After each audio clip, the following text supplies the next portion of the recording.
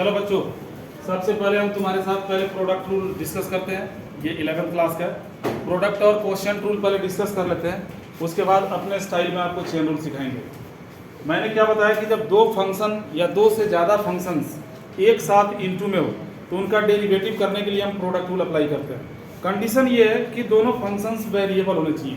अगर उनमें से कोई एक फंक्शन कांस्टेंट है तो प्रोडक्ट रूल की जरूरत नहीं पड़ेगी। बाय द वे, गलती से अगर तुमने प्रोडक्ट रूल लगा भी दिया तो सॉल्यूशन गलत नहीं होगा, लेकिन आपके सॉल्यूशन का लेंथ ज़्यादा हो जाएगा, आपका सॉल्यूशन लंबा हो जाएगा। अब जैसे यहाँ देखो 10 इंटू साइन एक्स है, ये वेरिएबल है, ये कांस्टेंट है।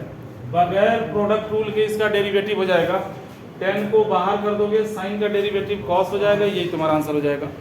बाय द वे, अगर गलती से तुमने प्रोडक्ट रूल लगा भी दिया तो क्या होगा? प्रोडक्ट रूल होता क्या है? एक फंक्शन को अपने मन में u मान लो, दूसरे को v मान लो। u को बाहर रखोगे, v का डेरिवेटिव करोगे, v को बाहर रखोगे, u का डेरिवेटिव करोगे, यही है प्रोडक्ट। तुम दो फंक्शन की बात छोड़ो, 2000 फंक्शंस अगर एक साथ इनटू में हो तो भी आप प्रोडक्ट रूल के थ्रू डेरिवेटिव कर सकते हो। अगर 2000 फंक्शंस एक साथ इनटू में तो सभी 2000 फंक्शंस का बारी बारी से डेरिवेटिव होगा। एक फंक्शन का जब डेरिवेटिव करोगे तो बाकी के 1999 जो फंक्शंस होंगे वो बाहर वेट करेंगे।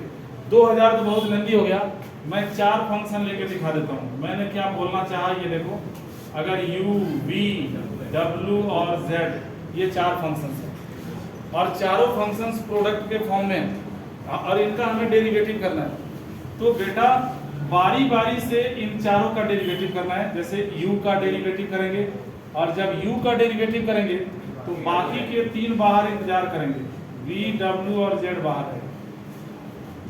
अगर तुम v का डेरिवेटिव करते हो तो बाकी का 3 बाहर वेट करेगा, u, w, z बाहर रहेगा। अगर तुम w का डिफरेंशिएट करते हो तो u, v और z बाहर रहेगा, और अगर तुम z का डिफरेंशिएट करते हो तो u, v, w बाहर रहेगा। यही है प्रोडक्ट रूल। अब बताओ, अगर 1000 फंक्शंस आपस में इनटू में हो तो भी प्रोडक्ट रूल लग नहीं सकता क्या? बारी बारी से 1000 फंक्शंस का हम डेरिवेटिव करेंगे और बचे हुए 999 फंक्शंस बाहर वेट करेंगे। अब इनको मैं अप्लाई करके दिखाता हूँ, ध्यान से देखो। एकदम सिंपल क्वेश्चन, बगैर चेन वाला क्वेश्चन। अगर मान लो आपको डिफरेंशिएट करने के लिए मिला, सभी बच्चे ध्यान से देखेंगे, x की पावर 4 इंटू में log x। ये इंटू में है दोनों फंक्शन, दोनों वेरिएबल है। ध्यान रखना, कभी भी दो फंक्शन इंटू में हो, ये नहीं x4 का 4x³ और log x का 1/x, ये डेरिवेटिव का कोई तरीका है ही नहीं। अगर ये प्लस माइनस से जुड़ा हो तो किसी रूल की जरूरत नहीं है। होता क्या है, यहाँ देखो ना, मैं बता रहा हूँ। डिफरेंशिएट अगर करना है तुम्हें fx प्लस या माइनस gx, किसी रूल की कोई जरूरत नहीं है। अगर दो फंक्शन प्लस से या माइनस से जुड़ा है, दोनों का अलग अलग डेरिवेटिव कर दो, fx का अलग कर दो और gx का अलग कर दो। यहाँ किसी रूल की कोई जरूरत नहीं। इवन अगर तुम्हें डिफरेंशिएट करने के लिए मिल गया कोई भी फंक्शन और k उसके साथ इनटू में k fx, यहाँ भी प्रोडक्ट रूल की जरूरत नहीं है। ये k कांस्टेंट बाहर कर दो और fx का डेरिवेटिव कर दो। और तुम्हें ये बात पता होगा, fx के डेरिवेटिव को f' से डिनोट करते हैं। f' अगर कहीं लिखा हुआ दिख जाए, इसका मतलब डेरिवेटिव ऑफ fx, ये लिखो या ये लिखो, बात एक ही होता है। लेकिन वही अगर दो फंक्शंस इनटू में आ जाए, जैसे तुम्हें डेरिवेटिव करने के लिए मिल गया fx इंटू gx या fx अपॉन gx, तो यहाँ आप डायरेक्ट नहीं कर सकते, यहाँ आपको रूल के अकॉर्डिंग चलना पड़ेगा। तो यहाँ देखो, ये दो फंक्शंस आपस में इनटू में, और रूल कितना आसान है, एक को बाहर रखा, दूसरे का डेरिवेटिव कर देते हैं, प्लस दूसरे को बाहर रखा तो पहले का डेरिवेटिव। यही तो है प्रोडक्ट रूल। देखो, जो बाहर है उसको एज इट इज लिख दो, इसे छेड़छाड़ नहीं। जो बाहर है उसको एज इट इज लिख दो, जिसके साथ d/dx लगा है उसी का डेरिवेटिव करना होगा। तो log x का डेरिवेटिव क्या होगा? 1/x, इंटू में लिख दोगे 1/x प्लस log x को एज इट इज छोड़ दो बाहर, x की पावर 4 का क्या हो जाएगा। यहाँ भी कई बच्चे जिनका बेस बेकार है, जिन्होंने 9th 10th 11th में ध्यान नहीं दिया, वो यहाँ भी गलतियाँ करते हैं। वो क्या करते हैं, इस x का और इसका मल्टीप्लिकेशन कर देते हैं। ये x इस log के कंपोनेंट में है, इसके साथ बिना आइडेंटिटी के इसको मल्टीप्लाई नहीं कर सकते, बिना आइडेंटिटी के यहाँ तक पहुँच नहीं सकते, यानी ये बाहर रहेगा, इंटू नहीं रहेगा। x से x4 को काट दोगे, x³ हो गया, और इसे लिखोगे 4x³ इंटू में log x। इन दोनों में से x³ को कॉमन कर दो। डिफरेंशिएट करने के बाद अगर तुम्हें ये देखता है कि हर एक टर्म में से कुछ कॉमन किया जा सकता है, तो जरूर कॉमन कर देना चाहिए। x³ जब कॉमन करोगे तो यहाँ 1 बच जाएगा, यहाँ 4 इंटू log x बच जाएगा, और यही तुम्हारा आंसर हो जाएगा। यही है प्रोडक्ट रूल। हाँ जी, अब बोल। तो ये 2 फंक्शन था, अगर 3 फंक्शन इंटू में होगा तो भी आराम से डिफरेंशिएट हो जाएगा।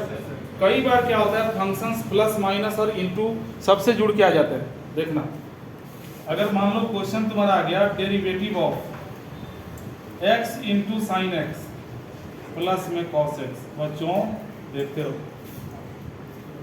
x into sine x plus में कॉस एक्स, प्लस के लिए कोई रूल तो होता नहीं, अलग अलग दोनों का डेरिवेटिव कर, यानी यहाँ पे लिखोगे derivative of x into sine x, इसे अलग लिखो, और डेरिवेटिव ऑफ कॉस एक्स को अलग लिखो। अब ये जो x इंटू साइन एक्स लिख रहा है, यहाँ लगेगा प्रोडक्ट रूल, और ये तो डायरेक्ट हो जाएगा, तो बेसिक फार्मूला है प्रोडक्ट रूल। अच्छा, जरूरी नहीं, सीख लेने के बाद जरूरी नहीं है कि लिखाओगे, डायरेक्ट भी कर सकते हो। एक को बाहर, दूसरे का डेरिवेटिव, दूसरे को बाहर, पहले का डेरिवेटिव। अब जैसे यही है, x को साइन का डेरिवेटिव, साइन को बाहर तो x का डेरिवेटिव, डायरेक्ट करो ना, x को बाहर रखा, साइन का डेरिवेटिव क्या होगा, cos x। अब प्लस में साइन को बाहर छोड़ दो, x का डेरिवेटिव क्या होगा, 1, और cos x का डेरिवेटिव माइनस साइन, c से शुरू हो रहा है, ये प्लस साइन x और ये माइनस साइन x कटेगा, कट गया, x cos x जो बच गया, यही तुम्हारा आंसर हो गया। तो ये पहचान तुम्हारा काम होगा कि कहाँ हमें प्रोडक्ट रूल लगाना है और कहाँ प्रोडक्ट रूल अप्लाई नहीं करना है। इनिशियल स्टेज में बच्चे यही थोड़ी सी गलती होती है। 3 फंक्शन अगर आ गया तो भी कोई दिक्कत नहीं है, अभी बताया ना, इस मान लो कि 3 फंक्शन आ गया, डेरिवेटिव ऑफ 2 की पावर x, x की पावर 5 इंटू में cot x, हमें इसका डेरिवेटिव करना है। देखो, एक्सपोनेंशियल, अलजेब्रिक, ट्रिग्नोमेट्रिक, 3 फंक्शन और तीनों इंटू में आ रहा है, और इंटू में आ रहा है, डिफरेंशिएट करना है, लगेगा प्रोडक्ट रूल ही। कैसे लगेगा, बारी बारी से तीनों का डेरिवेटिव करेंगे, और जब एक का डेरिवेटिव करेंगे तो बाकी का 2 बाहर इंतजार करेगा, यानी इसको ऐसे लिखोगे, जैसे मान लो 2 की पावर x का डेरिवेटिव कर रहे हो, तो बाहर बाकी दोनों को लिख दो, x की पावर 5 को भी लिख दो और cot x को भी लिख दो, प्लस x की पावर 5 का डेरिवेटिव कर रहे हो, तो 2 की power x into cot x, इसको बाहर लिख दो, प्लस cot x का अगर डेरिवेटिव कर रहे हो तो 2 की पावर x इंटू x की 5। अरे कुछ समझ में आ रहा है? अब जो बाहर लिखा है उसको एज इट इज x की पावर 5 इंटू x लिख दिया।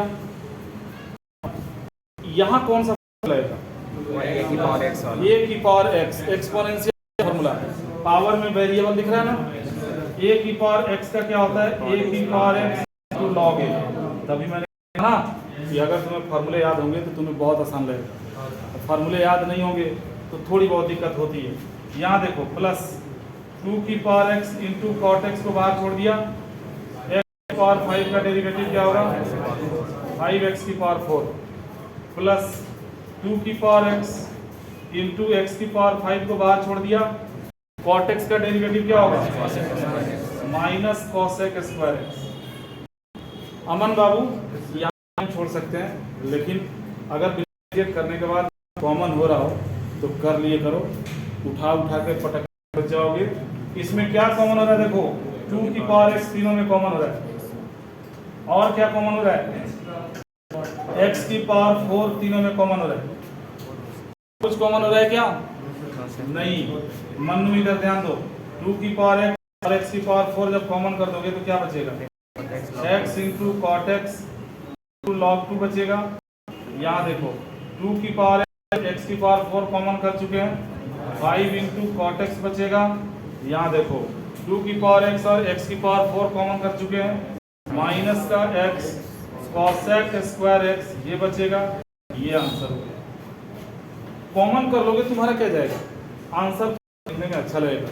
अच्छा खाना चाहिए, अच्छा पहनना चाहिए, अच्छी तरीके से पढ़ना चाहिए।